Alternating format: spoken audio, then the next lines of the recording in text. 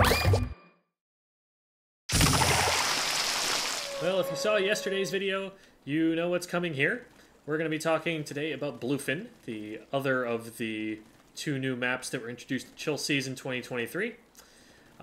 This is based on the Splatoon 1 map, Bluefin Depot, which I never played and had never really even seen. Still don't really have a great feel for. I know basically nothing about it. I started playing during Splatoon 2 era, and I've played about 2 hours total of Splatoon 1. I can't comment on the comparison from what it used to be, but what I can do is compare it to how the other maps in Splatoon 3 play. The answer is very different, and not in a particularly good way for the most part. It's not the worst map in the game. There are plenty of others that compete for that title, but it's also one that I would not be particularly interested in seeing in competitive play an awful lot.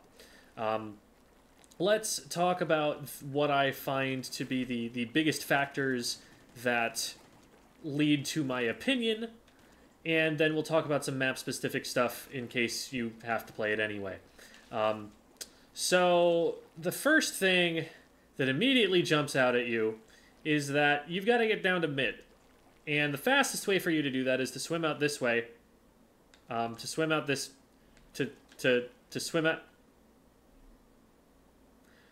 I guess we have to jump over this. Okay, it's to swim out... You see my problem here. It's not a very fluid, easy path to get down to mid. Now, yeah, you can just jump. And you have to hold down the button a little bit. But all of that time that you're spending going over the edge is time that your opponents are identifying that you're dropping, seeing that you're going to land oftentimes on this unpaintable turf right here that you will then have to maneuver off. And it's like, we already had a bunch of maps where one-way drops were a problem, but this is like the most one-way drop I've ever seen. On top of that, it really threatens to make it an accidental back to spawn drop, because there's this little lip right there that seems to exist for the sole purpose of making you fall way more often here than you usually would on other maps. I gave that the title of Oops on the callouts for a reason. People just fall way more often on this map than they do on most others because of this weird decision here. I don't really get why we're trying to make it easier to fall off the map in this game. That's not what we play the game for, really. Like, yeah, it's something that, you know, tests your platforming and whatnot, but like, this just feels like they just planted a whole bunch of bear traps around, and they were like, hey, don't fall in. Skill issue, lol. I don't understand. I get, like, maybe if they were trying to stop you from jumping across from here, but you can't even get the height. Were they maybe worried that, like, some kind of special, like a Booyah Bomb or a Splashdown was going to be able to get you across? I don't really know why that's there. It doesn't seem to serve a purpose that I find useful. It's not great for cover. I guess maybe if you're in Squid form, you can sit up against this and now they won't hit you. I don't know. If my theory is right, I should be able to shoot at this and the paint won't go through. Yeah, it looks like it didn't. Okay. So that's the one use case, maybe, that you just sit here in Squid form, and it's harder to shoot you. They can probably still hit you with fall-off of some kind, and against blasters or whatever else, good luck. But, yeah, it seems to be there purely for the purpose of making the player accidentally fall in the water more often than they normally would. And that, I don't like that. I don't like that one bit. Maybe part of the idea is that they want this part of the map to be usable as high ground for defense, but that transitioning to offense should be hard. That's kind of how it ends up functioning, But I also don't know why you want that, because that just means that for like half the game, one of the teams is holed up like over here, throwing stuff at the like up over that ledge, firing specials up over that ledge, and only once something actually happens do you put someone up here and come around and try and take some space. Hopefully at the same time you've got someone going up over the elevator, and they're going to die, but at least this player gets to get something off of that player dying, and that's about how those pushes usually go. So, I've talked this part to death, but I really, really do not like it. It just feels like a trap that exists for no fun sort of reason. I didn't come here to play Dark Souls, I came here to play Splatoon and be able to move and be expressive, and there's not an awful lot you can do while you're stuck in the air, especially if you're about to fall into a water pit. So, that part's pretty lame. What that part also does is, like I've said, it makes it so that this whole area right here is kind of a dead zone, because the attacking team doesn't want to push at height disadvantage, but the defending team doesn't really want to drop down over that horrible, horrible one-way drop. So it really partitions the stage off. This is one really, really massive major choke point. And then you get to here, and you know, on this mode right now, the zone is here, so you've got a little bit more movement that you can do to go through mid, but still not much, because this is very, very narrow right here. On most other modes, there's a very narrow bridge from one side to the other, which is another choke point. So you go from choke point here, you take like 3 steps over here, you're at another choke point. Now, I know, like, what you're thinking is, oh, well, it's not a total choke point, because you can go this way. This is where the backliner is going to be, though. Like, this right here is a really, really good, like, charger position, or, like, backline splatling position. So they're going to be watching you from there, and so you're going to have, like, this little thing right here to hide from them. Maybe one of those ramps, depending on the mode. And then someone just rushes you through mid and you die. And on most of the modes, this thing is up, so you're isolated from the rest of your team being here. So that's not super safe either. And then, you know, okay, well, Gem, you could just go out on the far left here. And this is a dangerous kind of play to make when, for example, the Rainmaker is trying to push up this side, or the tower is coming up this side, because it's just such a hard commitment to go all this far out of your way just to come all the way back around and get into this sort of area. And remember how I said, you know, this drop right here is a, you know, really nasty one-way drop? The same is true over here. This is still not paintable. You've still got the same silly railing right there. So this is still just as bad. It's just less likely to be watched. And when you move forward, you probably just have the same amount of cover as you had over there. So typically, the way that I've seen it played so far is you put a backliner on the far left side, you put all your frontliners through on the right, and you just kind of brute force your way through, hoping that your backliner's pressure from that side plus your pressure from the middle pinches someone in here, and you get a pick, and now you get to move to this choke point, which then there's not really any bypassing. Even if you've bypassed all of that other stuff, you're going to have to win a fight to get there. It's just not a lot of room to move. There's not a lot of mobility available on a map that, considering how large this map is, it's crazy how few options you actually have going from one area to another. From here, you're basically going to drop right. From right, you're basically either going to go this way, or you're going to briefly go this way before going this way. Maybe if the whole rest of your team has succeeded in bypassing mid, and they're already at that choke point there, you can maybe sneak up here and see if you can get something done against the backliner, or, you know, maybe come up this wall or something like that. Those are the only two things the backliner has to watch, and they can watch them both at the same time from the same spot. So good luck at getting that sort of situation without getting pre-fired first. But if that happens, then you have this really nice flank that gets you looking at a side angle from the enemy team. And this is actually a really good position if you can get into it. You shouldn't be able to get into it, though. So if things go wrong if the game is not played especially, well or in a coordinated fashion, there are definitely flank routes. But in a competitive setting, my sense is that you're really only going to be able to go one way, and the flank route is going to be really scary and risky. That you're basically only going there to distract rather than to actually expect to get anything done, and that it's all going to boil down on most modes to just who screws up from this position here and gets picked. Or, who screws up from this position down here and gets picked, or who pushes too early or whatever. Whose specials do the best fighting uphill like this to be able to actually force your way in, or which rat weapon manages to sneak up this wall and get a pick on someone who didn't quite cover the angle well enough. It feels really linear. I'm not a huge fan. Another thing that's really weird that we'll start getting into the mode specific stuff. The zone moves, which is cool, except that it takes away the bridge in the middle. So now, literally the only way that anyone has across is through one of these bridges right here.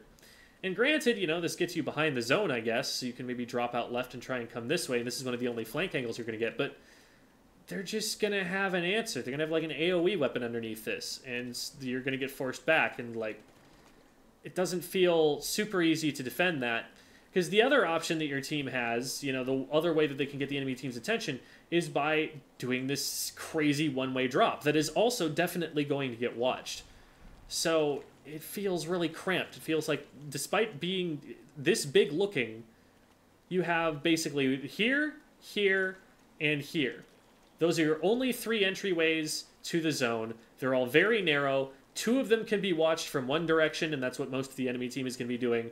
And then you just keep one person back here to watch this thing, and there's not an awful lot you're going to do. You just got to brute force your way through.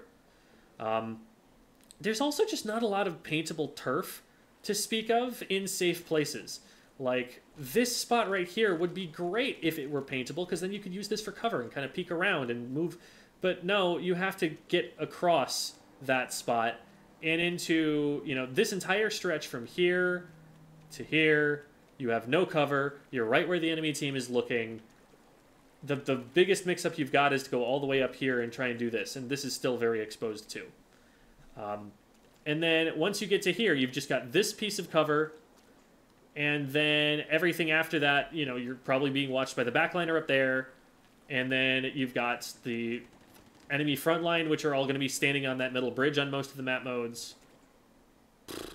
There's just nowhere to stand, despite how huge this place is. There's not enough cover. There's not enough, movement options that people can't narrow down exactly where you're going to be coming from and already have damage aimed in your direction when you get there. So you have to get picks using a special push or something to force your way through a couple of choke points at once, and then you get to this spot and it's another choke point that you're probably going to get stopped at regardless what mode you're in, and here you're kind of stuck. And this is probably where you play most of a zones match, just in this fight right here.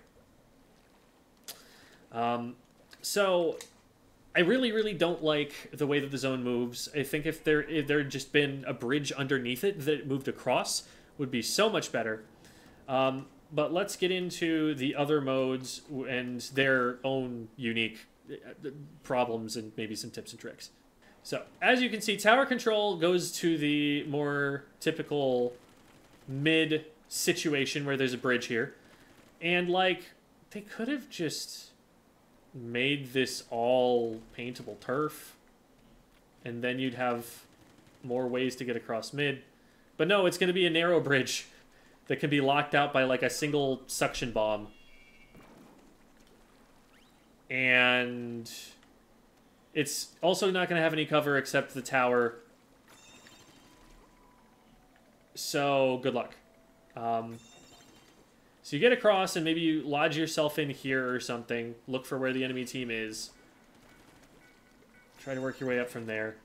Not too much more to speak of. I've discussed all of the problems with this position and the choke point that it is, and the trouble of flanking all that far away, especially when someone's watching.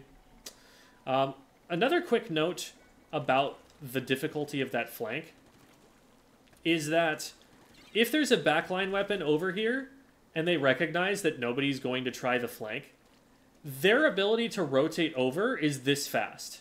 They can get from the, backline position that they're in, even if, they're down on ground level here, looking out like this. It's just that fast to move across the way.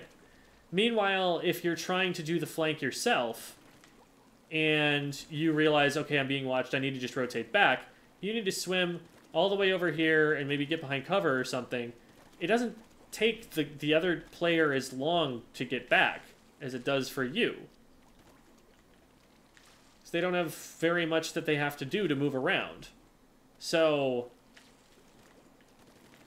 it's just so defense favored there that why, like, the flank is basically just there to draw the backliner over or something like that. Anyway, the tower goes up the wall here after you get through that first checkpoint, which is basically, if you're taking the tower at all, you should be able to get through that first checkpoint. If you can't get through that first checkpoint in time, you don't take the tower yet. So from here, notice that the tower is now the highest point on the map here. Once you get to this position, you could just take like a Hydra or something and stand up here and like, what do they do? You better have something longer range than that Hydra, or this is not going to be a fun time for you. It goes from the enemy team having all the high ground in the world over you in the tower to we own your base now. At this point, it should kind of snowball a bit. And the only thing that's really saving the attacking team at this point is that when they go down, they respawn faster. But even then, the tower's so tall, it's kind of hard for other weapons to even get in range to clear someone off. And you have so many possible tower jumps. We saw, that you can make the jump just from here to here, even without the tower. But with the tower, you can just take this high ground. This is one of the, more valuable defensive positions, and it just becomes accessible because the tower is so tall. So it goes from, it should be really hard to push the tower to get through this choke point, to once you're through that choke point, you almost kind of have the advantage in the enemy base. It kind of feels like the Mahi Mahi last few points, where once you get there, it's just kind of a sprint to the finish and a question of whether you can stay alive long enough, because it's really hard to fail strategically at that point unless somebody just goes down to a random bomb or something. So very awkward, snowball-y, has all of the problems that we've discussed earlier. Not a huge fan, competitively speaking, of either of those map modes so far. It's not going to get a ton better either. So let's talk about Bluefin Rainmaker. This mode perplexes me. I've played it a couple of times now. I haven't played it a ton, but in all of the times that I've played it, I have never seen anyone go right for the right first checkpoint. Let's show why here for a second, okay? So here is the left side first checkpoint. You go this far from having popped it. That's like one full charge Rainmaker shot, and you've both painted a trail for yourself and painted your way up the pedestal here. The right side one, it's all the way up there. So you either need to, maybe like fire one small shot and then fire a full charge shot to get you to the elevator, and then fire another shot to get you up here right near the enemy base. Or, if you want to take the even longer way, you fire probably more than one shot to get to this wall, or maybe like one shot to get to here, and then one shot to paint the wall and a trail to it, and then you get up, and then you paint another trail, and then you paint another trail, and that gets you up to here. Getting to the top of either of these checkpoints still only gives you the same number of points. When you touch the base of the pedestal here, you've made it to 76. Which one of those would you choose? Would you choose to go this way to get 76? Or would you choose to go... Would you choose to go... Would you choose to go this way to get to 76? It just doesn't make sense to take this route unless maybe the Rainmaker's like already on the right side and you just gotta wipe. Because this isn't a terrible place to push from afterward. It's relatively flat ground. There's not as much high ground that you have to deal with on your way through. But I find it hard to imagine a situation where, given how slow this route is, you're actually going to manage to get the Rainmaker all the way over here before the enemy team is in position, like, hereabouts, and using that high ground to be able to force you back away from this. They can see everywhere you can approach them from here pretty well. They've got, you know, high ground to work with. They've got a little bit of cover in the way that this thing works. Like, I have yet to see someone try to push here, so maybe there's some validity to it, but it's just such a huge risk to bet that you're going to be able to get this checkpoint and still be able to maintain the push afterward for long enough that it's worth it to get so few points early on in the push in exchange for maybe a slightly more advantageous route to the final goal. It's such a huge commitment on the part of your team. Whereas, if I pop it here, grab this checkpoint, yeah, we're on low ground, and there is that to contend with, but this is just kind of where the game ends up being played out from anyway. Like, this is the same situation that we had on tower control. This is the same situation we had on splat zones. We're in this area, we're trying to get up here, we're going to brute force our way through, get someone up the left-hand side, get someone up the elevator at the same time, maybe in time with a special, and once you've got people up here on this plat, you've got an advantageous position, and from there you can maybe work the Rainmaker up. And then on defense, you have like one person covering this area, and if they really try to hard commit on left, then, you know, you can always use various methods to retreat and just use your range and clog this choke point right here. Put some bombs there, pre-fire or something. Wait long enough for your team to get back. Because this is right out of spawn, so they're going to be able to get to here almost as quickly as they're going to be able to get to defending this position. So as long as they're just tracking the Rainmaker icon across the screen. I don't get why this isn't further. I legitimately thought when I first looked at this map that this was going to be the final checkpoint. Because it's so far away.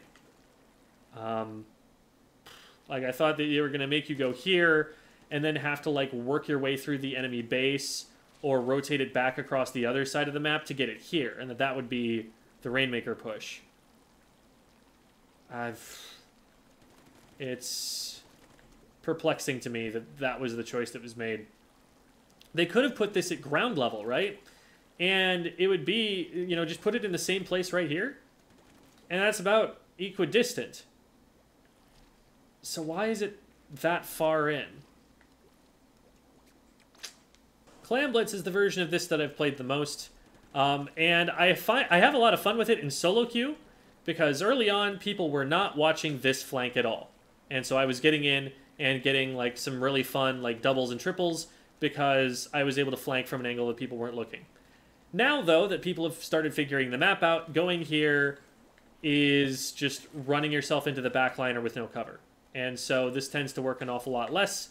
And so we end up just getting bottled up right here, making the same kind of push as you always have to make. There's not really that much that's particularly special that you can do to get power clams in. You have, you know, the typical exposed position down here below the basket. The only really particularly interesting thing that you're able to do is throw it from here, which is, you know, from this flank. They've gone out of their way to make it so that you can't, like, jump across and get in from this direction. There doesn't seem to be a way to, you know, get up over the top of this side. So your only way through is paint this wall, squid roll, there we go. Squid roll off like this, and then go for this throw. And don't miss it like I just did. You can, in theory, get in behind the basket and kind of do this sort of thing. Realistically, that's probably only happening if you are really dominating the enemy team, or if you're trying to do some silly brush thing where you, like, hide over here and hope that they don't notice and maybe get a jump or something at some point. It's the best that I can think, but people are going to be watching this. People are going to be watching this. It's the first thing they're going to see out of spawn, and you probably have, like, a backliner who's positioned at least hereabouts so that if they need to rotate over to guard the left, they can. And the same thing ensues. This map in particular, just because of the height that you have to get up to be able to reach the basket and how exposed you are once you get up that far, it has a bit of the mincemeat problem, which is it's very, very difficult to score at all. Just getting clams in the basket in the first place is already an accomplishment, and oftentimes you will see games that are won by teams that just scored one power clam and that was it. And that's because it's just too easy to defend. The defenders drop out, and they're immediately at high ground over everybody. There are only really two angles that they have to watch, with maybe one extra person who's up here to watch this 1/3 angle. And trying to get the number of clams that you need up here is very difficult. For any scoring to happen at all, you need to make it this far, right? In tower control, you make it this far, and you've just KO'd. You just won the game. Same sort of deal with Rainmaker. The final goal is just up here. This is as far as you will ever possibly get the Rainmaker. You have to make that kind of a push with your team, get that kind of control of the map, just to score once in Clam Blitz. And Clam Blitz is also a slower mode, because even if you win a fight in the middle of the map, if you don't have the clams accumulated to already have a power ready to go, then you still don't get to score. Unlike in all of the other modes where it's relatively quick to just pick the objective up and get moving forward from there. On top of that, Clam Blitz usually demands, because of that, clam economy issue, it usually demands that you win multiple fights before you can start scoring. One fight to get enough control of the map to get close to the basket and get the clams ready to go, and then another fight to actually get in and open the basket. And this choke point right here ensures that that second fight is always going to be difficult. Your enemy team is just going to respawn too close to where they need to be to defend, and you're going to have too few ways in, too little cover to work with to be able to get yourself in there, especially safely. So it's not as bad as Mincemeat, where the two areas that you have to approach the basket are even closer together, and here you have three, kind of. It's still very close to the exact same problem. So, like I said, I would not like to see a ton of Bluefin in competitive play if it continues to play the way that it appears it does from what I've seen so far. I hope that you do enjoy it, at least maybe on a casual level, or from the aesthetic, or just the nostalgia trip of having seen it in Splatoon 1. Because, there are only so many maps we're going to be getting in the game, and one hopes to find, something to like about any of them, even if we wouldn't necessarily want it in the tournament. But I'm going to keep learning this map. I'm going to, keep playing it just to get the experience on it. I don't hope that I have to play too much of it after I feel like I've got a good sense of what I want to be doing with all of my weapons on it. And I hope that tournaments aren't considering too many of these modes to include in their map lists.